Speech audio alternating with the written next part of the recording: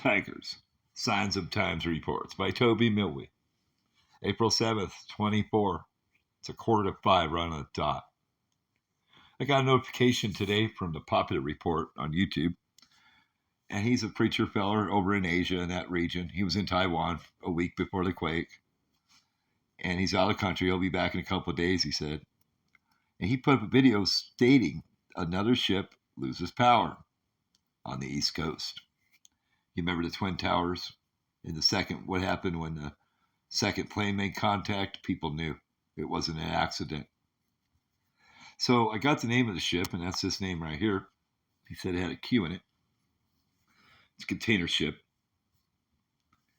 And it says the current position of APL Xingdao Doi, whatever you want to call it, is at the East Coast, reported an hour ago by AIS. Okay. So what I did is I go here and I look at the ship. I'm going to track it on its map. The ship lost power and almost took out a significant bridge, a double-decker bridge. I believe it has 7 lanes on the bottom and 6 lanes on top, if I'm not mistaken. We're going to track this ship. It's going from a port in New York to a port in Virginia. Okay. So we're going to go up here to New York. We're going to see where it was ported at. And we're going to check out the bridge it almost took out. I can't remember the name of it, worth crap. But this bridge was almost devastated, okay? The Rabanzo Narrows Bridge, okay? This is like more than a dozen lanes of traffic, upper and lower decks. The ship left Port New York up here, okay, and this is where it lost power, okay?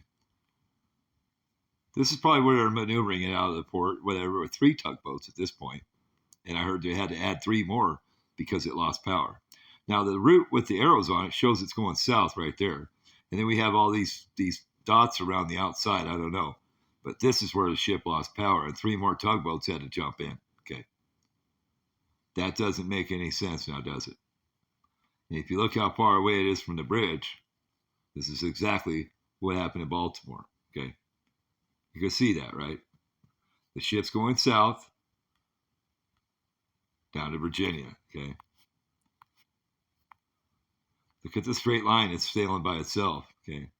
It's just fine once it gets out into the sea, okay? It's going to Norfolk. I keep moving the page around.